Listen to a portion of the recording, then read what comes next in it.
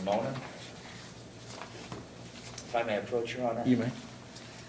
This case, thank you so much. There's a copy for you, sir. Yes. The defense is tendering to the court and to the Commonwealth a very unusual motion, a motion that we don't typically file in criminal court cases. It is a motion to dismiss. And the reason that the defense counsel seems to be without an avenue of relief in this case, and why we're filing a motion to dismiss Mr. Simonin's charges, is because Mr. Simonin was arrested on July 31st last year, and his case was before the court on August the 2nd. That was his arraignment. Defense counsel has filed a motion for discovery and inspection of evidence, as well as a motion for a bill of particulars on October 9th, and the clerk of court entered the same on that day. We had a subsequent pretrial conference on December the 6th, 2 months later, and counsel has not been provided with discovery on Mr. Simonin's case at that time. The counsel, it was one of my associates, I believe, requested that a discovery deadline be set by this court, and Your Honor has set the discovery deadline, which has been entered by the court, for December the 29th, 2023. And today is February 5th, 2024, more than 6 months since the date of Mr. Simonin's arrest, and over a month since the entry of this court's discovery deadline order, and defense counsel has still not received any discovery on this case from the prosecution. Your Honor, Mr. Simonin, I don't even think I need to argue how much he has been prejudiced by this case, but Mr. Simonin had to travel 2.5 hours this morning just to get to court. He is unable to drive. He does not have a vehicle. His insurance has gone through the roof as a result of these charges. He has been dealing with a divorce also as a result of these charges. And he has been suffering, and we are unable to assist Mr. Simonin because we don't have any evidence from the government. And therefore, feeling to be completely without remedy, and having an order having been entered by the court on December 29th as a deadline to tender discovery, and still having not been received anything from the prosecution, we just don't know what to do. We're without a remedy other than to ask the court to dismiss this action. Mr. Leader? All right, let me start by falling on my sword, Judge. Yes, you did order discovery by December 29th. That has not been provided. I mistakenly thought it had been. I had a conversation with my clerk, with my paralegal the day we were in court, and it just slipped my mind to follow up on that. That is me, 100% me. We actually have 2 or 3 other cases here today that are the exact same fact pattern, I think. Yes, and we have the same motion on each one, Your Honor. I saw on the docket last night that was to have happened on the 29th. I reached out to all the officers involved. I am in the process of getting that discovery. So I apologize to both defense, to the defendant, and to the court for not having that done. Now, I will follow that up, though, with I don't think that there is a trial date set in this case at this time. Is that correct, sir? I don't believe so. But I don't believe that is relevant, Your Honor. Well, actually, if you look at the rule of civil or criminal procedure as relates to discovery, I think it's very relevant. It's specifically mentioned in that rule. That would be Kentucky Rule of Criminal Procedure, RCR 7.24. A couple of things it says about discovery.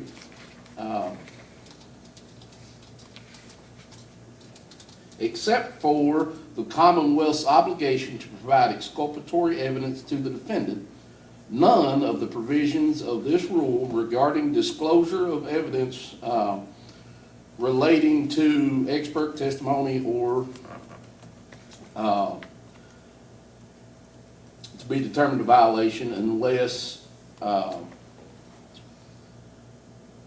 the Commonwealth attempts to admit that evidence at trial. The rule before that, I believe, I read this last night because I thought we'd have an issue. it is not a defense against untimely disclosure of evidence under this rule that the party failing to provide the evidence timely discloses only recently found evidence. Let's see, evidence of intentions. It's a big rule, Your Honor. I apologize for the delay here. It is a big rule.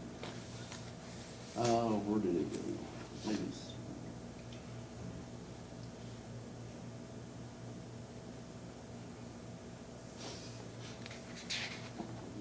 maybe 6.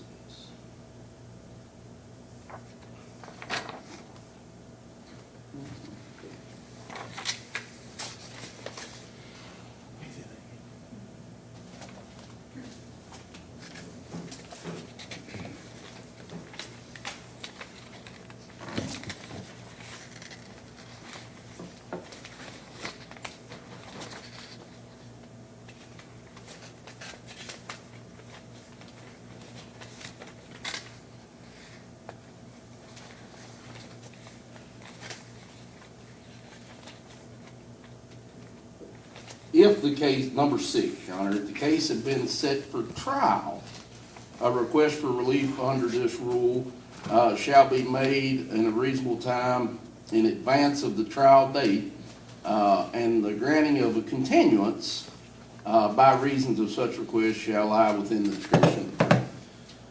We don't have a trial date here. I don't think that the defense has been unduly prejudiced, and even if the court believes that is the case, I don't think dismissal is the remedy. It would be the suppression of any evidence that I tried to submit that had not been disclosed in a timely manner. Like I said, I'm working on that. Yes, we should have had it done earlier. I apologize, but it's not like we can't remedy this by giving them some additional time to prepare for trial if that was the case. But since we don't have a trial date set yet, there's not even a reason for a continuance of the trial. So, And Your Honor, if I may briefly respond. Yes.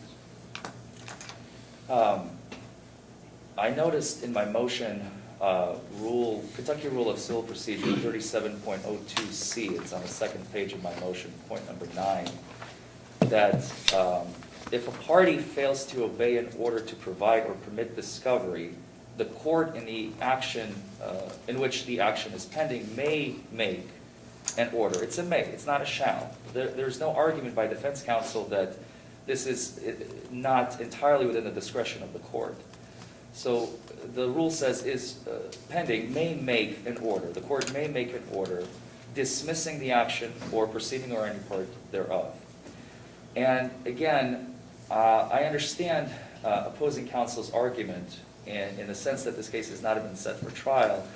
However, I think counsel just themselves admitted that we are to have at least some sort of remedy, if nothing else, then the suppression of all evidence that has not been tendered to the defense pursuant to the order of the court on December 29th, 2023.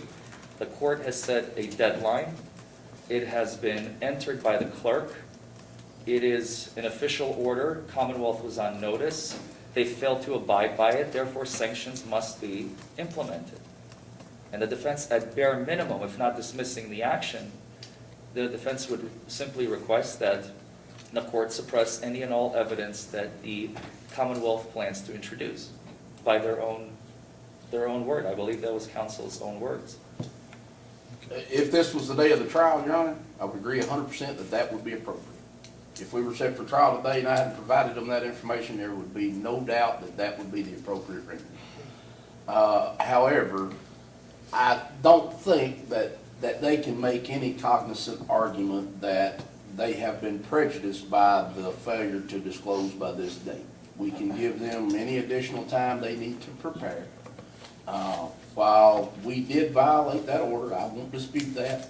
It was not intentional and it was not designed to prejudice the defendant or defendant's counsel. I'm willing to work with them on any time issues they had, but again, I don't see it being an issue because we don't even have a trial date yet. They're not time pressed to review any information that I provide. I would also state that of the issues that he mentioned that are hardships, one of them was his client being charged with DUI. Everybody that's charged with DUI has the possibility that their insurance is going to increase. The fact that he's facing a divorce because of this charge, I'm not sure relates to whether or not I don't know how they relate that to our failure to disclose by the 29th. So the only possible one was the fact that he had driven 2 hours today. We routinely excuse appearances of defendants when requested, and I didn't receive that request. As long as his attorney's here and we're not at a trial or anything like that, I mean, if we have another date to review the discovery being provided, I will not object to him being excused from that date.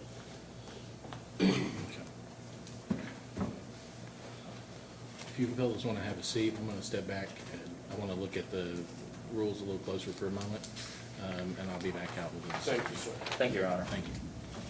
And Judge, if you, I will say that will likely resolve.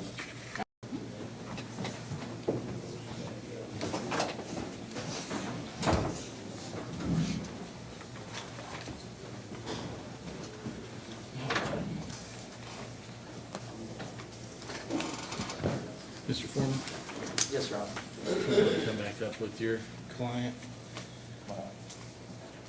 After looking into it a little deeper, I believe the court is going to deny the motion to dismiss. However, based upon the arguments, gentlemen, that you made, quite honestly, good arguments on both sides, the court is going to grant the motion to suppress. I think as Mr. Leader, what's fair for the defense is fair for the Commonwealth as well.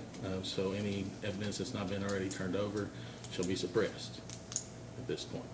Thank you. What day would you like to set this for?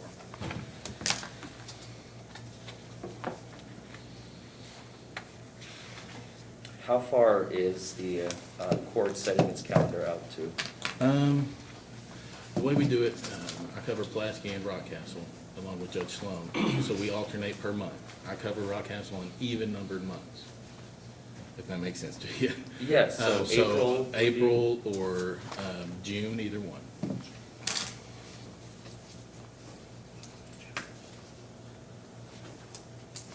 If we could go to,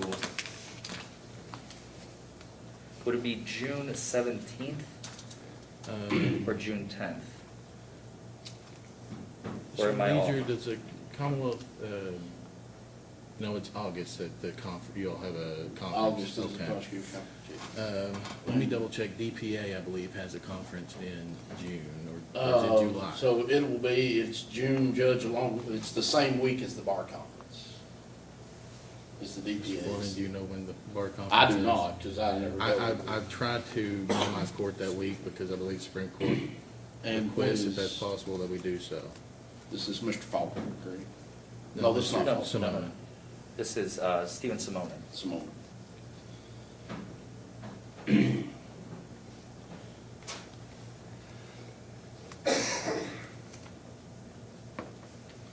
We could go ahead and schedule it for that June 17th day.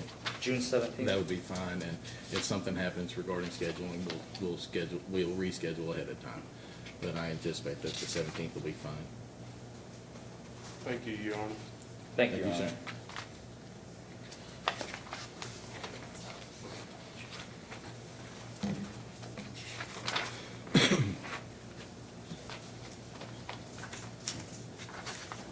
And Your Honor, if I may approach, Yes.